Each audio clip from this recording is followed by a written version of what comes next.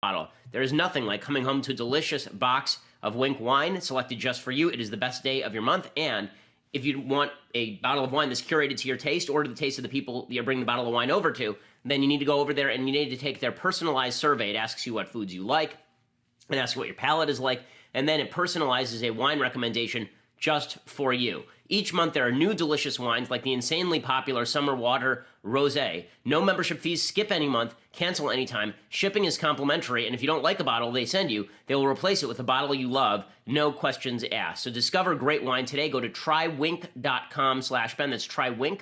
That's try, WINC.com/Ben, and you get $20 off your first shipment. That's $20 off your first shipment, which means basically you're going to get at least one bottle of wine without paying for it, since each bottle of wine is about $13. So that means trywink.com/Ben. You get $20 off your first shipment. Again, trywink.com/Ben. Check it out.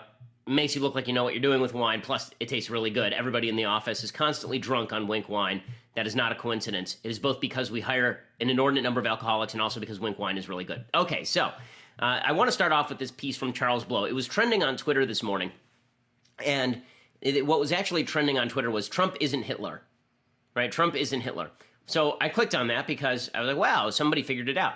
And then it says Trump isn't Hitler, but he lies, but the lying, right? That's the actual title of it. So he isn't like Hitler, but he's kind of like him except for the mustache. That's pretty much where Charles Blow over at the New York Times is going. Now, what's astonishing about Charles Blow is not just that he's a bad thinker. The New York Times op-ed page, as Andrew Klavan is fond of saying, a former newspaper, their op-ed page, as we have criticized in the last week, is full of people who are shoddy thinkers. The real problem with the New York Times op-ed page with Charles Blow is that Charles Blow is a shoddy writer. I mean, he's just a bad writer. I'm going to read you some of the stuff from this column, and you're going to see this is stuff that would not pass you through freshman seminar at a public college. I mean, this is really not high-level stuff. So, Charles Blow begins, "It is a commonly accepted rule among those who are in the business of argument, especially online, that he or she who invokes Adolf Hitler, either in oratory or essays, automatically forfeits the argument. But don't worry, he's going to do it anyway. It says the reference is deemed far too extreme, too explosive, too far beyond rational correlation. No matter how bad a present-day politician, not one of them has charted or is charting a course to exterminate millions of innocent people as an act of ethnic cleansing. Hitler stands alone in this regard, but there are strategies that Hitler used to secure power and rise, things that allowed his murderous reign, that can teach us about political theory and practice, and very reasonable and sage comparisons can be drawn between Hitler's strategies and those of others. So now he's going to make a reasonable and sage comparison. What exactly is his reasonable and sage comparison? It's that Hitler was a liar, and so is Donald J. Adolf Trump. He says one of those lessons is about how purposeful lying can be effectively used as propaganda. The forthcoming comparison isn't to Hitler the murderer, but to Hitler the liar. Now, it's always weird to use Hitler as an example of anything other than mass murder. Like, I actually am not somebody who believes you can never make Hitler comparisons. I agree, actually, with Charles Blow that it is sometimes worthwhile to look at how dictators rise to power, not using Hitler as the only example, looking at people like Mussolini or looking at people like Franco, looking at the various dictators around the world and saying, how did they rise to power? Hitler's a particularly instructive example because he rose to power in a democracy, right? He was actually elected to his position as chancellor, essentially. And it's fascinating to see what he did in order to get there. That's why he's such an interesting character historically, at least with regard to these sorts of comparisons. But to boil Hitler down to the liar is, again, historically ignorant. This idea that Hitler was the ultimate liar, or that Hitler teaches us all how lies work in politics, ignores that lies have worked in politics for pretty much every politician ever. And Charles Blow goes further. He brings out this old trope that I'm not really fond of. I know Dinesh D'Souza called his book The Big Lie. There's this trope that goes around. It comes really from Goebbels, or Goebbels, and it comes also from Mein Kampf. And it's the idea that the big lie when used in politics is the most effective. That the bigger you lie, the more you get away with it. I don't think this is true. I actually don't think this is true. I think that a subtle lie repeated often is the one that you get away with. A lie that is very difficult to verify is the one that you get away with. A big lie, meaning like an audacious lie, which is usually how people take it, that's the one that's easiest to debunk, right? They're turning the frogs gay, right? Relatively easy to debunk. How about Pizzagate? Relatively easy to debunk. The sun is green, right? Pretty easy to debunk. We look up in the sky, it's not green, we're done. So the bigger the lie in that sense, the more audacious the lie, the easier it is to debunk. It is the subtle lie. It is the lie that is really a factor of the person lying having more information but not telling the truth than you, and you don't have enough information to determine whether it's the truth or a lie. That's the lie that's successful, and the more it's repeated, the better it does. But what people on the left can't stand about Trump is that, well, one of the many things, is that Trump lies audaciously and says things that aren't true all the time, and people don't seem to care. And the left doesn't understand why that is. The left says, well, why can't anyone just acknowledge he's a liar? Okay, I cut a video during the primaries in last year's election cycle in which I explicitly said Donald Trump is a liar. He is. I mean, Trump lies a lot. Let's be frank about this. Trump is not an honest guy. Okay, he does it habitually. He says a lot of things that aren't true. But are those the kind of damaging lies that destroy the country? Right? Which are the kind of lies that people worry more about? So in the exit polls, this is where Charles Blow goes wrong ideologically. Charles Blow suggests the American people let Trump get away with his lies. They believe him. There is not a single poll that has shown that Americans think Trump is trustworthy. In fact, there are polls showing that people think CNN is more trustworthy than Trump. Right now, the exit polls from 2016, an election that Trump won, showed that 64% of Americans thought Trump was neither honest nor trustworthy. The same polls, of course, showed that about the same number of people thought thought that Hillary was neither honest nor trustworthy. So that is the real problem for the left. Not that Trump lies and he gets away with it, but that they lie too, and the American public identify all the lies, and then they prefer the lies of Donald Trump to the lies of Hillary Clinton. Right? That's what's actually going on in American politics. Not that Trump lies and everybody goes, he's telling the truth.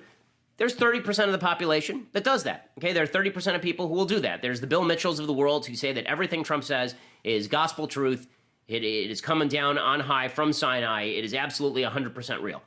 But most people, most Americans look at Trump and they say sometimes he tells the truth, and sometimes he tells truths that are really necessary, and sometimes he just lies because he says crap. Or as I've said many times on this show, sometimes he just says crap. But Charles Blow thinks that the real reason Trump is winning is because he is just such a skilled, exact, razor-sharp liar. He has perfected the art of lying. He has figured out the Hitlerian tool. Right? So he writes, Trump is no Hitler, but the way he has manipulated the American people with outrageous lies stacked one on top of the other has an eerie historical resonance. Demagogy has a fixed design. Dun, dun, dun, dun. Okay, what I would like to know are what were the outrageous lies that he stacked one on top of another? The ones that he said during the campaign, the talking points he said during the campaign that won him victory were actually mostly true, right? When he talked about how Hillary Clinton was a criminal. True. When he talked about Hillary Clinton being unfit for office. True. When he said that people had to vote for him if they wanted hope for the court. True. Right? Those were basically true statements. Right? I may not have believed them, but they were true. I mean, I didn't believe the one about the court because I have other issues with the court, but I think what he was saying was, at least at root, had an element of truth to it, for sure. The stuff that he said that wasn't true during the campaign, the stuff about Ted Cruz's father killing John F. Kennedy and such, that kind of stuff, people just went, meh, whatever. They're willing to overlook that because they felt like all politicians lie. Now, that is, I think, the biggest lie that has been promulgated, and that's not Trump who said it. It's something Americans believe, and I don't think it's true, that all politicians lie or have to lie. But that's something that's been pushed by both sides of the aisle. It's cynicism masquerading as wisdom, and I don't think that it's really true. In any case, Charles Blow goes on in this vein. He says, Trump has found a way to couch the lies so that people believe they don't emanate from him but pass through him. He is not a producer, but a projector. And then he talks about how Trump likes to use phrases like, lots of people are saying, or I was told. Okay, that's true. Trump does do that. But then he blows that up into, and that's why Trump is winning. It's because of his lies. If only people could see through him. If only people could see the truth. People do see the truth, and then they prefer Trump to your guy. What does that say about your guy, Charles Blow? What does that say about your movement? That people actually do see Trump relatively clearly and then choose him anyway. What does that say about the left? And that's a question I think the left does not want to cope with. I do have to read you a couple of paragraphs that are just demonstrating that this is really one of the worst written columns I've ever seen. These two paragraphs are astonishingly bad. Maybe I have crossed the ink-stained line of the essay writer where Hitler is always beyond it, but I don't think so. Ignoring what one of history's greatest examples of lying has to teach us about current examples of lying, particularly lying by the president of the most powerful country in the world, seems to me an act of timidity in a time of terror. It is an intentional self-blinding to avoid offending frail sensibilities. I have neither time nor patience for such tiptoeing. I prefer, the best sentence ever, right here. I prefer the boot of truth to slam down to earth like thunder, no matter the shock of hearing its clap. There are no words for how bad that writing is. That writing is so intensely awful I mean, that writing that should be in like the purple writing competition that they have every year where they do like the worst sex scenes. I mean, that should be in there. It's not even a sex sentence, and it should be in there. It's so bad. I prefer the boot of truth to slam down to earth like thunder. He's like Bert Lahr from the cowardly playing the Cowardly Lion in The Wizard of Oz, like thunder. No matter the shock of hearing its clap. Okay, first of all, boots do not slam to earth like thunder. If they are, it's sort of a fascistic image, actually. No matter the shock of hearing its clap, there's no clap of a boot to earth. I've crossed the line from ink-stained line of the essay writer. I mean, like, really, the freshman seminar, this would have been tossed out C-. So bad stuff from the New York Times. The reason that I point this out today is because Trump is under assault. And one of the questions we have to ask ourselves, to be honest observers of the situation, is whether Trump's current political position, he's in a bad political position right now, how much of that is self-inflicted and how much of that is because the media are out to get him. And I think it's a combination of both. I think that Trump has a penchant for shooting himself in both feet and then taking a knife and stabbing himself in both feet and then taking a sledgehammer and bashing himself in both feet, and then he hobbles around complaining about the media. I think the media are more than happy to join in on the fun. I think the media are looking for opportunities to do this. So today's case in point is the situation over in Niger. So if you missed what actually happened, it was easy to miss it because the media didn't even cover it. So on October 4th, there was an apparently ISIS attack in Niger. Okay, and this ISIS attack in Niger killed 4 Americans, they killed 4 Americans and wounded another 2. And in doing so, it ended up basically creating a firestorm because there are a bunch of questions that have to be asked about Niger. Now, there's a Democrat named Frederica Wilson, and she is suggesting that Niger is going to be Trump's Benghazi. Here she is. To hear Mr. Trump's verbiage to the wife, I want to know from Mr. Trump what happened to LaDavid in Niger. Why was he the last one found? Why did it take 48 hours for them to discover him? Why wasn't he in a car, an armored truck? Why did he have weapons weaker than the terrorist weapons? Why were they able to surround them and kill them? This is going to be Mr. Trump's Benghazi because I cannot get the answers. Nobody can get the answers. And until we get those answers, it is his Benghazi, and this whole thing about what he said to the widow is a cover-up. Okay, and there are all the people clapping for that. Oh, it's going to be his Benghazi. So people are obviously excited to make this Niger situation into Trump's Benghazi. It is not clear.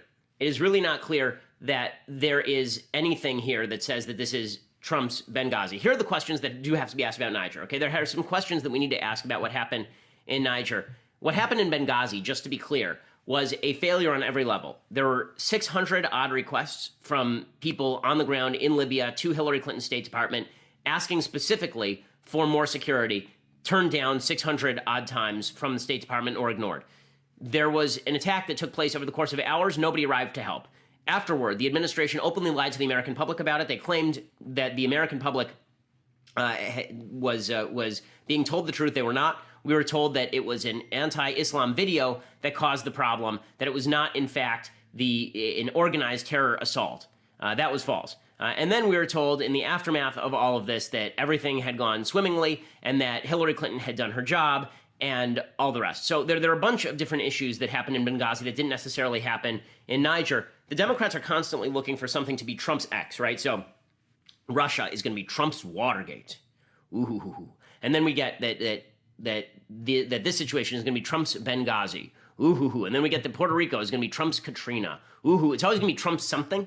But we actually have to determine whether it is one of these things or whether it is not one of these things. There's not a lot of evidence to suggest yet that Niger is Trump's Benghazi. Now, before I go any further and ask the questions about Niger, I first want to stop and say thank you to our sponsors over at Beachbody On Demand. So right now, I'm on the road. That means that I don't have my personal trainer, that one I use at home. It means that I don't have lots of time to work out, and that's why I use Beachbody On Demand. I don't have a lot of room in this hotel room, but that's enough room for me to be able to work out and keep in shape. They have all the best brands, Beachbody On Demand. We're talking about PiYo, we're talking about 21 Day Fix, P90X, Insanity, 3-Week Yoga Retreat, all of these familiar brands. What Beachbody On Demand does is it gives you access to over 600 different workouts. You don't have to get bored, you don't have to do the same routine every single time. it gives you everything you need. Highly effective world-class workouts you can do in your home or on the road, plus extensive nutritional content, all this personalized to meet your needs, proven to help people achieve their health and fitness goals. Beachbody On Demand provides you the best in all of this. Plus, right now, they even include brand new first-of-their-kind cooking shows for healthy weight loss and portion control. It's called Fixate, and that teaches you how to cook healthy, delicious, simple recipes for you and your family. Over 100 recipe videos there. So if you want to be in shape, if you want to live longer, if you want to be happier, the best way to do it is Beachbody On Demand. It's a brand new service. It already has over 1 million members.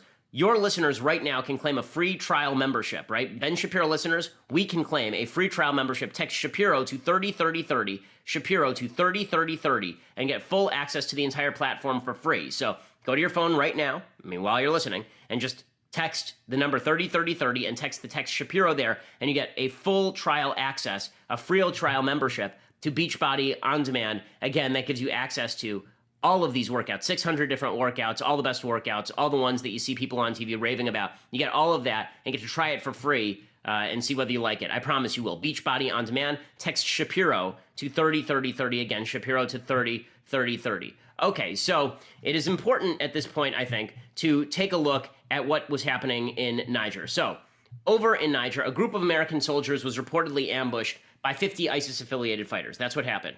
And in the process of this ambush, 4 American soldiers were killed. One of the American soldiers who was killed was LaDavid Johnson. Sergeant LaDavid Johnson, American hero. This is the person whose widow Trump called the other day. And LaDavid Johnson, what was weird about this is he got separated from the rest of the troops, and it took them 48 hours to find him. It took them 48 hours to find him. So this is where we start getting into questions that do not have answers as of yet. Terrorist groups use... So there are a bunch of questions. Let's go through the questions. First of all, why are we in Niger in the first place? So this is not on Trump. This is on Obama. Obama sent troops to Niger in the first place. The idea was that our troops were going to help quash Boko Haram in Niger and neighboring countries like Chad. That was the idea here, right? Neighboring countries like Nigeria and Chad, these were countries where Boko Haram is very active. And so we were going to send 800 American troops in country. That was under Obama. Trump just kept them there. The reason that that's a question is because apparently we do not have permission from the government of Niger to actually drop ordnance in Niger. So one of the problems here is that about 30 minutes after this attack started, there were planes that arrived, but they didn't have permission to drop bombs. They were just doing flyovers of terrorists, which is insane. It's insane. And there's a question to me as to why exactly we are abiding by stupid rules like that. What's Niger going to do? Toss us from the country? They need our help. Like, really, what are they going to do? If we drop a bomb and we kill a bunch of terrorists, so they launch a complaint. Big frickin' deal. So that seems to me a serious question. Second question, why didn't we know ISIS was there? So ISIS is very active in the region. ISIS is extraordinarily active in Africa, both Northern Africa and Sub-Saharan Africa, and they use Niger as a thoroughfare to move from Northern Africa to Sub-Saharan Africa. The Pentagon is still trying to figure out why we didn't know that this ambush was going to take place. Apparently, a bunch of our soldiers were there for a meeting. Half of them were by the Humvees, and half of them were at the meeting. On the way out of the meeting is when the ambush took place. This does raise the question, if it was an ISIS attack, why the administration has not openly acknowledged that it was an ISIS attack. You know, that seems to me a real question, considering we're wondering why didn't the Obama administration acknowledge that al-Qaeda was behind the Benghazi attack. The third question is, what exactly happened to Sergeant Johnson? So according to CNN, quote, the U.S. military said it does not believe Johnson ever fell into enemy hands, but had reason to believe he might be alive. Military officials launched an urgent search and rescue mission after receiving electronic signals that indicated Johnson might be alive in the field, which is just astonishing. His body was eventually found in a nearby area, but military investigators do not know why he was left behind during the French-led evacuation, and if he was alive even for a short period of time, U.S. officials told CNN. So we don't know how he was killed. There's going to have to be an investigation there. We need to know why help didn't arrive sooner. Why didn't the air cover arrive sooner? There was apparently a 30-minute delay. And why did it take Trump 12 days to acknowledge the deaths? So even though this took place on October 4th, and even though the Pentagon had a statement drafted that day, Trump didn't say anything. On October 5th, White House Press Secretary Sarah Huckabee Sanders said something in a press conference, but Trump himself didn't say anything until last Monday. Right? And it was last Monday that Trump got himself in hot water. So is this a case of the media being out to get Trump? Or is this a case of a self-inflicted wound? And the answer is a little bit of both, right? Trump should have acknowledged this earlier. Trump should have been forthcoming about this. I do not, for the life of me, understand why any president isn't forthcoming about the bad things that happen. The American people are very forgiving when bad things happen and presidents tell the truth. They're very unforgiving when bad things happen and presidents lie to them. Trump didn't lie here, but Trump should have acknowledged this earlier, obviously. And then Trump, because he's a defensive fellow who feels insulted all the time, instead of him saying, listen, we're working on speaking with all the families, that's something that's got to be done through proper channels, instead he said, we've called everybody, and I don't think former presidents have called everybody. And that, of course, is what launched the second firestorm, right? And this, again, is half Trump and half the media. It's Trump's fault for launching 1,000 ships here. It's Trump's fault for saying that Obama or Bush weren't proper in their respect for the troops, right? That's a ridiculous statement. Dana Perino has a great piece out today talking about President Bush going to Walter Reed Hospital and visiting wounded soldiers. It's really moving. I urge you to go read it in full. It's really terrific. Apparently, it's from her book. It's an excerpt from her book, but it really is quite moving. The idea that Bush or Obama were disrespectful to the families of fallen troops, that is not true. But what the media did is, instead of just saying that's not true, as I've been saying for 2 days, the media, or 3 days, the media has decided instead it is necessary and vital for them to go out and say that Donald Trump actively does not care about the troops. And so what they did is they decided to go and track down every family of every troop who's been killed while Trump has been president. And then they decide that they're going to make Trump look bad. So there's a Gold Star widow who was on CNN saying, Trump said he called everybody, he didn't call me. At the dignified transfer in Dover, I was extremely honored to have had Vice President Pence there. He spent a great deal of time talking to me, and it wasn't an uncomfortable type of thing. He really was just a very genuine human being, and he shared his condolences, and he talked to me like he knew me forever, so it meant a lot for me to have him there. Soon after, maybe it was around the same time, I know that I was meeting with my casualty officer, and he received a call from the White House. I'm not exactly sure who, but he was told that I needed to be by my phone for the next few days because the president would be calling me to express his condolences on behalf of the nation, and I never received the phone call. So the media, of course, tracking all of these things down now. They didn't do this with Bush, they didn't do this with Obama, but because Trump actually pushed the narrative that he was the best at doing this, now the media saw an opening and they went for it. That's gross by the media. It is, okay? It's actually not really our business whether Trump calls these troops families or not, at least not until the troops' families come out and speak about it openly and ask Trump to do so. There's another story that came out from CNN that during one of these calls, Trump had called the father of one of the soldiers. He was divorced from the mother. All of the benefits, I guess, were supposed to go to the mother, and the father was complaining about it. So Trump said to the father that he would cut him a $25,000 check. He then didn't do it for months. CNN found this out, and that day, Trump cut a check. So CNN was saying, well, we prompted Trump to cut the check. Okay, whatever. All of this is really unseemly. All of this is really gross. How much of it is Trump? How much of it is the media? I would say in this particular circumstance, about 40% of it is Trump and about 60% of it is the media. Trump should not have opened this box of worms. Instead, he did, and it turned into a disaster area for him. More on that in just a second. But first, I want to say thank you to our sponsors over at Boll & Branch. So, today, I am in a hotel. I've been sleeping okay at the hotel, but I have not been sleeping as well as I do at home. That is for several reasons, but one of those reasons for sure is the presence of Boll & Branch sheets on my bed at home. There is no better sheet in the world than Boll & Branch sheets. Again, this is one of those products where I've gone out and spent my own money buying the product because it is so good.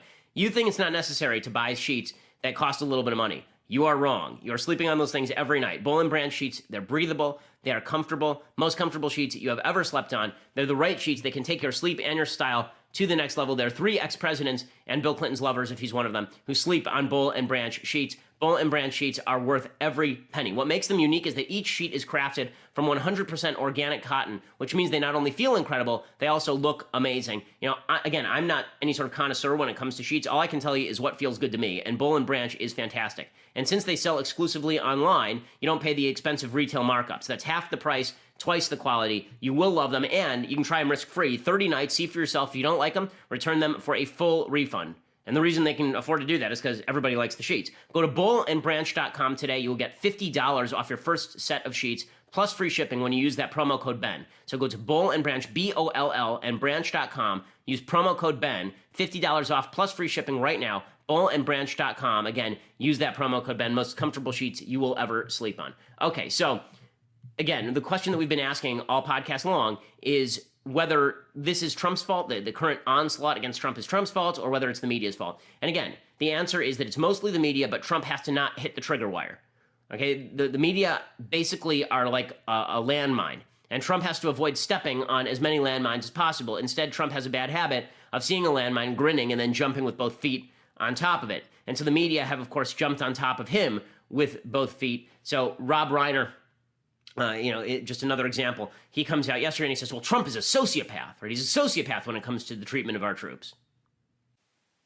He has no empathy. I mean, he's, I hate to say it, but he's a sociopath. I mean, he has no feeling for other people.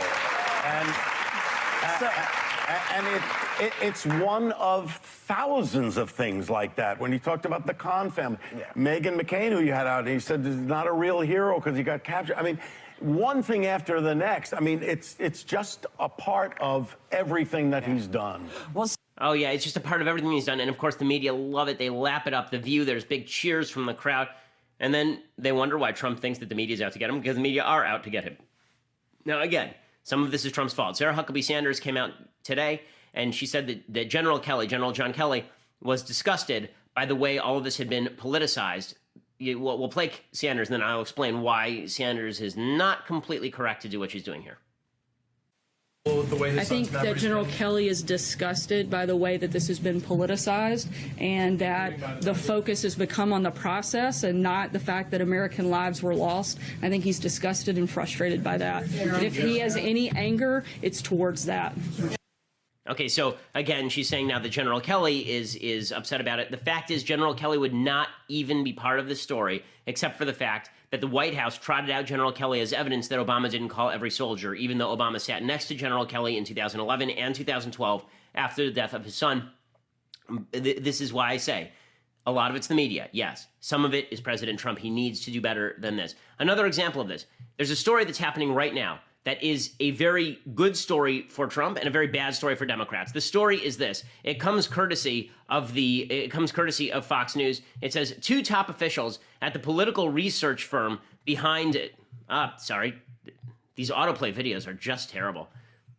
It says 2 top officials behind the Fusion GPS dossier, alleging various Russian connections to President Trump's campaign, invoked their Fifth Amendment right against self-incrimination before the House Intelligence Committee on Wednesday. Fusion GPS co-founder Peter Fritsch, Top Lieutenant Thomas Catan were subpoenaed to appear before the committee in a closed-door session on Wednesday, but asserted their right not to testify, a source close to the matter told Fox News. Frisch and Catan took the fifth on every question posed by committee members. Another co-founder, Glenn Simpson, is under subpoena for a later date. The move was expected. So here's what happened. Here's the backstory here. The backstory is, you remember there was this dossier, right? A Fusion GPS dossier compiled from a spy named Christopher Steele over in Britain. Fusion GPS is a Democratic research firm. And they compiled this dossier, which ends up in the hands of the FBI. And very early in the Trump presidency, there's a story from BuzzFeed leaking this dossier to the press. The dossier had all of these weird allegations about Trump. Some have been substantiated, some have not. The ones that have not are the most ludicrous ones, the ones about him being peed on by Russian prostitutes and all of this kind of weird stuff. So Fusion GPS compiled this thing.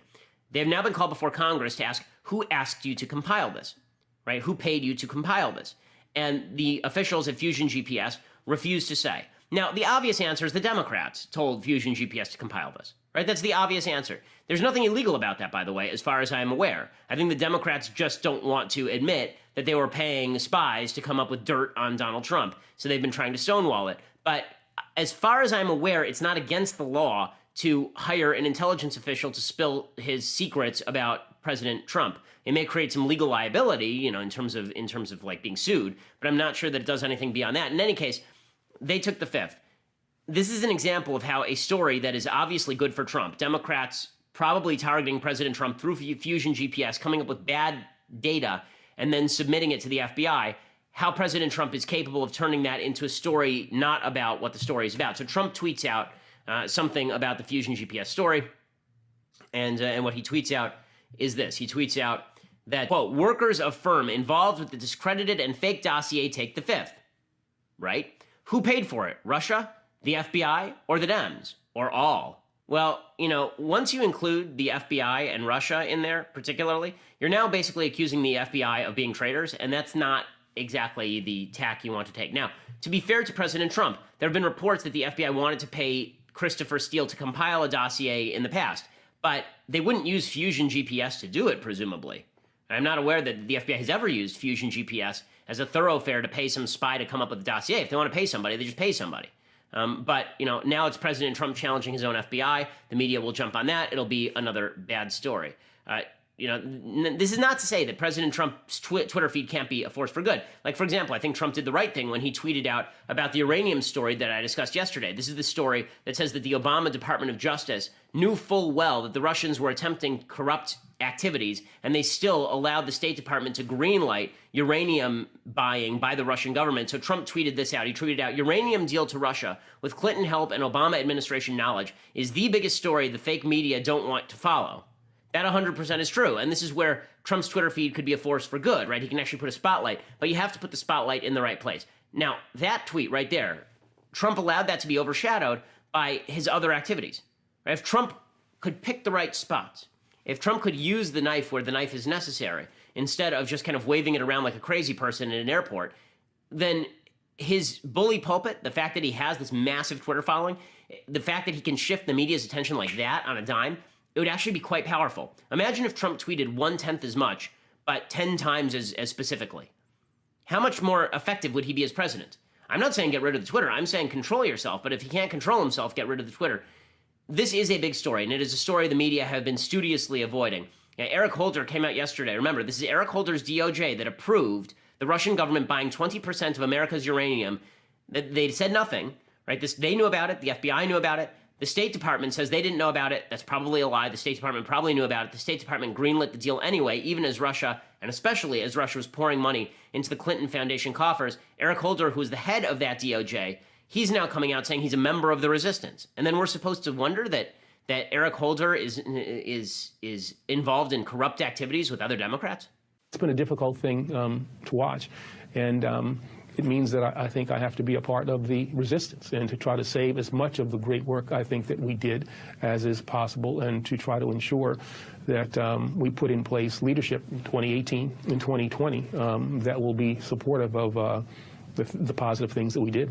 You're a member of the resistance? Yeah, I am. There's no question about that. I'm a progressive Democrat committed to the ideals of my party and proud of the work that I did as Attorney General. Well, as Attorney General, you did the work of a hack, and he demonstrates that full well, and I'll show you in just a second. But first, I want to say thank you to our sponsors over at Quip. So, there are a lot of recent studies that say that if you do not brush your teeth properly, if your teeth are not properly cleaned, then it is linked to things like heart disease. Okay, this is why you need to clean your teeth. Plus, it looks horrible if you got broccoli in there. So please, use Quip. Quip is the new company that is refreshing the way people brush their teeth. I can bring this electric toothbrush on the road. It packs premium vibration and timer features into a super slim design. It's really light. You don't have to carry along a charger. It is self-charging, essentially. You put a battery in there and you're ready to go.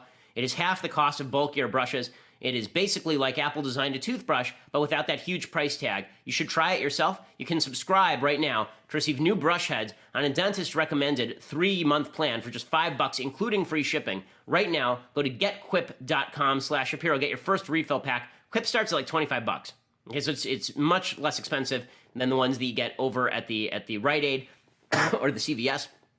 And it is also much better than those ones because you can travel with it, because it is super slim, it's a nice looking toothbrush, and you can subscribe so that the heads are replaced every so often. Right now, go to getquip.com/Shapiro to get that first refill pack free with the Quip electric toothbrush. That is your first refill pack absolutely free at getquip.com/Shapiro. Again, that's getquip.com/Shapiro. Getquip.com/Shapiro. Go over to getquip.com/Shapiro and check it out and keep your teeth clean and your health in order. Okay, so Eric Holder, political hack. This is what I wish the media were focused on if they weren't chasing squirrels and Trump weren't pushing them to chase squirrels. Here's Eric Holder suggesting that what James Comey did was totally fine. We talked about this yesterday. James Comey, months before the investigation had closed, was already getting ready to exonerate Hillary Clinton. Eric Holder, of course, thinks that's hunky-dory.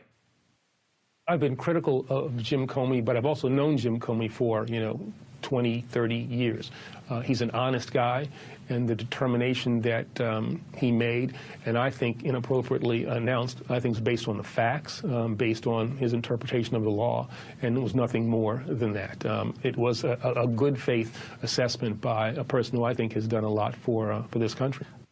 Well, I'm so glad that the partisan hack that is Eric Holder thinks that a good faith assessment was done. Eric Holder should be called before Congress. He should be asked to answer questions as to why a uranium deal was allowed to go through with Hillary Clinton's foundation receiving money at the exact time he was head of the DOJ. That seems to me a major scandal that the media are completely ignoring. Okay, so last night there was a big debate between Bernie Sanders and Ted Cruz. I also want to do things I like and things I hate. But first, we have to say goodbye to our friends over at Facebook. If you want to subscribe, then you can see the rest of the show live, which is just the best thing that you could possibly do. $9.99 a month gets you a subscription to dailywire.com. You get my show live. You get to be part of my mailbag. You get Andrew Klavan's show live. You get Michael Knowles' show live, God help us. You get all of those live. You get to be part of our mailbags when we do conversations, live question conversations. We'll answer your questions and make your life better.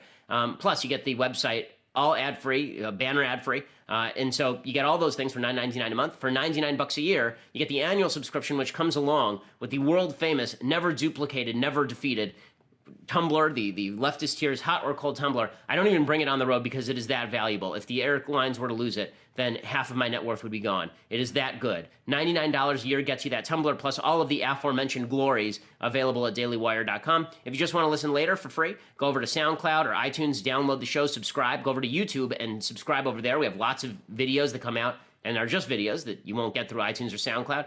Make sure you leave us a review at all of these places. We always appreciate it. We are the largest, fastest growing conservative podcast in the nation.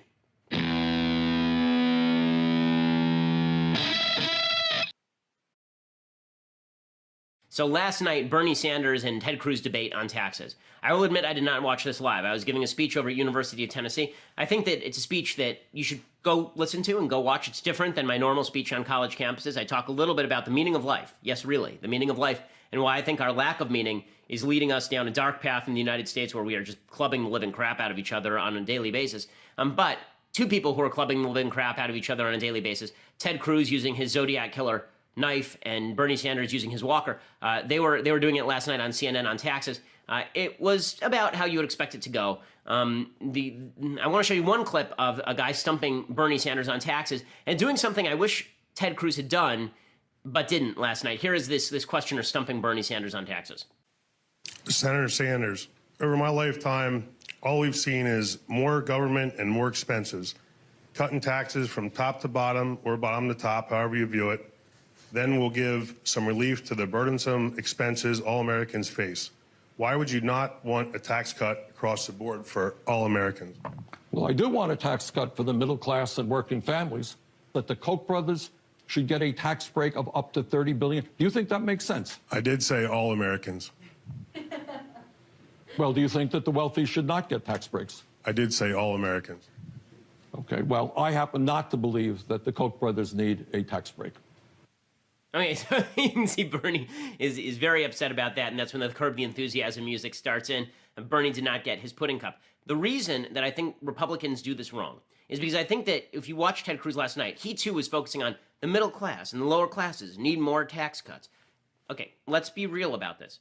The people who need the tax cuts the most in order to generate wealth in the economy are the people who are paying the taxes. That is disproportionately people at the top. It is very hard to give tax relief to people who are paying very little in taxes. I've done this tax breakdown before, so I don't see the need to do it again. The bottom line is that if you're in the lowest quintile of income earners in the United States, you're essentially paying zero taxes. When it comes to net taxes in the United States, meaning the benefits you get back from government, basically the only people paying taxes in the United States, net taxes in the United States, are people in the top 10% of income earners. Those are the people who are actually generating the jobs. There's a weird misconception about the economy, and that is that every dollar that is spent is equally helpful to the generation of a healthy economy. This is untrue. If I spend $1 on a hamburger, that is not nearly as helpful to the generation of a stronger economy than if I spend that dollar investing in hiring somebody to grow Daily Wire. Okay, the reason for that is because I'm inventing new products and services over at Daily Wire. Right? The reason that your life is better now than it was 20 years ago, the reason you have cool new stuff, the reason you can go on a computer and you can hit a button and stuff arrives at your door, the reason you can go to all of our advertisers online and order things that arrive at your door right now is because people were innovative, because people created new products and services. It's not the amount of money passing through the economy that matters. It's the products that are being generated by the passage of that money. Okay, income is a passive byproduct to the generation of new products and services. Like, presumably, you're happier right now because you're watching this show. If we didn't have somebody investing in the show, namely you, and also people who are very wealthy who invested in the creation of Daily Wire, you wouldn't have that. And this is true of every product you own. This is true of every product you own. Bill Gates has done more to alleviate poverty than the federal government. Okay, that's just a fact of life. Okay, the federal poverty rate is basically the same as it was before the war on poverty ever began. Bill Gates has created enormous numbers of jobs across the economy and made people's lives easier and better.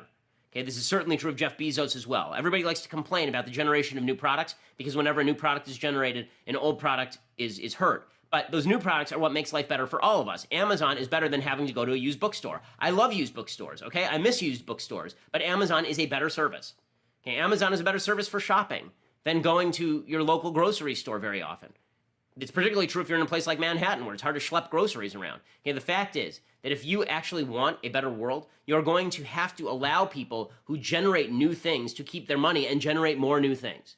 Okay, because it turns out that a lot of the people who generate new things, people like Elon Musk, they generate lots of new things. It's not they generate one new thing and now they're done. It's they generate lots of new things with that money. Or they give it to a bank. And you know what the bank does? It doesn't invest in hamburgers. The bank goes and invests in new businesses that are starting up and generate better products. The reason your life is better now than it was 50 years ago is not because there are more dollars flowing through the economy. Precisely the opposite. It's the idea that the products that are being generated and passing through the economy are simply better. They're just simply better. Okay, so now I want to talk about a couple of things that I like and then a couple of things that I hate. So let's start with some things that I like.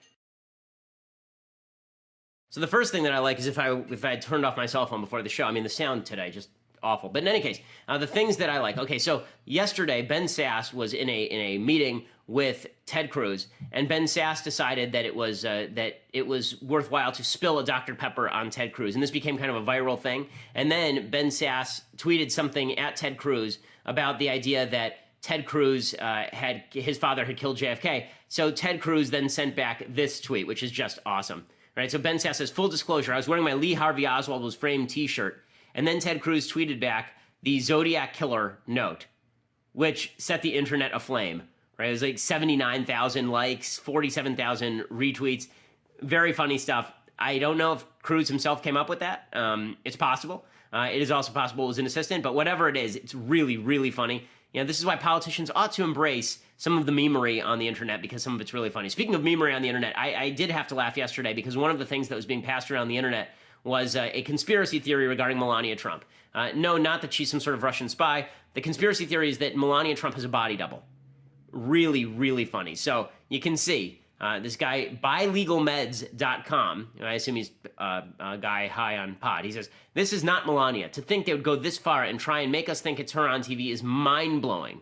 Mind-blowing. Makes me wonder what else is a lie.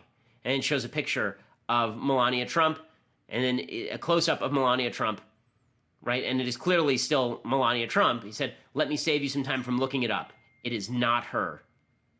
Okay, dude, it's her. I do love when people are so crazy, and I also love the fact that he misspelled Melania Trump in the Google line there, M-I-L, as opposed to M-E-L. So pretty grand stuff from the internet there, just proving that people will believe anything. This was going around the internet. The truth is that we know that it was Melania Trump because she does have a body double, but the body double was eating at Comet Ping Pong Pizza yesterday, so it couldn't have been her over there with Trump. Okay, other things that I like. This is just quite wonderful. So ISIS was defeated in Raqqa, as I discussed yesterday. The biggest untold story of the week. It's been obliterated by all of the stupid news that we have to cover. But after ISIS was defeated in Raqqa, this is video of one of the women who was oppressed under ISIS.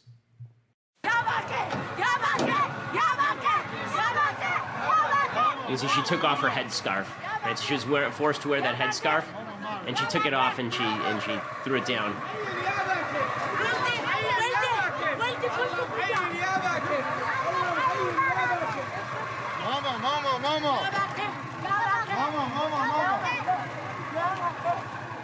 Okay, the liberation of human beings is something the American military is quite grand at, and something the left should acknowledge because, you know, while they'd say that President Trump disrespects the military, it's the American left that's wanted to slash the military and suggest that the American military is a force for evil around the world for decades now. Okay, time for a couple of quick things that I hate.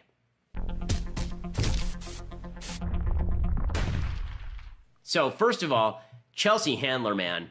I don't know why she thinks she's funny. I mean, I guess because she's very wealthy. apparently somebody thinks she's funny, so I guess I'm in the minority here, or at least I'm part of a silent majority. But she canceled her Netflix talk show because no one was watching it because it was crap. And instead, she says she's now going to focus on, wait for it, social activism. Oh, yeah. So she wrote this on Twitter. Like so many across the country, the past presidential election and the countless events that have unfolded since have galvanized me. From the national level down to the grassroots, it's clear our decisions at the ballot box next year will mark a defining moment for our nation. For these reasons, I've decided not to return for another season of Chelsea, and instead devote as much time as I can to becoming a more knowledgeable and engaged citizen and to focus on projects that may have significance to me. So first of all, I would recommend that she learn to read. The Cat in the Hat is always a great starter book, so is Fun with Dick and Jane. She says, my goal is to be better informed, raise my voice, and participate in a more meaningful way. I want to travel the country, visit areas and people I don't know enough about, speak at colleges, listen to students, gain a better understanding of our political divide. I have joined forces with Emily's List to elect more people, more women to public office, register people to vote, and campaign for candidates who are fighting for women's rights. So it sounds not like she wants to learn, but more like she wants to spread her particular brand of stupid. And her particular brand of stupid is quite strong. I wasn't sure whether to put this in things I like or things I hate, because there are a couple things I like about it. One, Chelsea's show will no longer be on Netflix, which is awesome. And two, Chelsea out in the public eye is not bad for the Republican Party, for the conservative movement, or Donald Trump. Okay, it's actually quite good. The more Hollywood shows its face, the more the rest of America silently repels away. And I think that that's exactly right. They're like Homer Simpson in that GIF, slowly backing into the bush. I think that's how Americans react to Chelsea Handler. So the more she's out there, the more Americans are likely alienated from the Democrats. Okay, other things that I hate today. So Mayim Bialik, the star of The Big Bang Theory, one of the stars of The Big Bang Theory, long history in Hollywood, she wrote a piece about sexual harassment in the New York Times, and she just got an enormous amount of crap for it. Why? Because she suggested that if you want to minimize the chances that you will be sexually harassed personally, then you might want to consider dressing more modestly. Okay, this is what she actually wrote. What she wrote is, let me find the exact section here. She says, as a non-traditional looking woman, I came back to an industry that had me auditioning for the frumpy friend or the Zoftig secretary, though I eventually landed a role that has earned me 4 Emmy nominations. Is it a surprise I play an androgynous, awkward late bloomer? She says, I've experienced the upside of not being a perfect 10. As a proud feminist with little desire to diet, get plastic surgery, or hire a personal trainer, I have almost no personal experience with men asking to meet me in their hotel rooms. Those of us in Hollywood who don't represent an impossible standard of beauty have the luxury of being overlooked and in many cases ignored by men in power unless we can make the money. I still make choices every day. This is the paragraph that drove the left insane. I still make choices every day as a 41-year-old actress that I think of as self-protecting and wise. I have decided that my sexual self is best reserved for private situations with those I am most intimate with. I dress modestly. I don't act flirtatiously with men as a policy. I am entirely aware these types of choices might feel oppressive to many young feminists. Women should be able to wear whatever they want. They should be able to flirt however they want with whomever they want. Why are we the ones who have to police our behavior? In a perfect world, women should be free to act however they want. But our world isn't perfect. Nothing, absolutely nothing, excuses men for assaulting or abusing women. But we can't be naive about the culture we live in. I believe we can change our culture, but it won't be something that happens overnight. We live in a society that has treated women as disposable playmates for far longer than Mr. Weinstein has been meeting ingenues in luxury hotel rooms. So I don't see what's wrong with anything that she's writing here. She's not saying that you bear the responsibility for sexual harassment or sexual assault if you don't dress modestly and a guy does something evil to you. That's not what she's saying. What she is saying is the same thing that I have said 1,000 times about conceal and carry, right? We live in a violent world. It behooves you, if you don't want to be violently accosted, to conceal and carry. We live in a violent world. That's why you have a lock on your front door. I honestly, it does not make it any better for somebody to open your front door if it is unlocked. It doesn't justify somebody breaking into your house if the front door is unlocked. It doesn't justify anybody shooting you if you don't have a concealed carry permit. But if you can take measures to prevent bad things from happening or make it less likely they happen to you, why is that bad advice? I'm confused why that is bad advice. If you can avoid bad situations, why wouldn't you? And to pretend there are not worse situations and better situations is to ignore reality. Of course there are worse situations and better situations. Right? That's exactly why Mike Pence has his rules. It's why I have personal rules. Right? The whole point here is to have rules that help minimize these situations. So yes, men should be the ones who have the burden of having the rules for the most part. But is it stupid to recognize the reality that if you are dressed in a more provocative fashion and you are openly flirting with a bunch of guys, it is more likely that somebody is going to sexually harass you? That doesn't, again, justify the sexual harassment. It's still wrong. Just as it's still wrong for somebody to rob my house if I leave the door unlocked. But it would be smarter for me to lock the door. It might be smarter for you not to get drunk with your coworkers and dress provocatively if you don't want to be sexually harassed. Again, that is not a justification.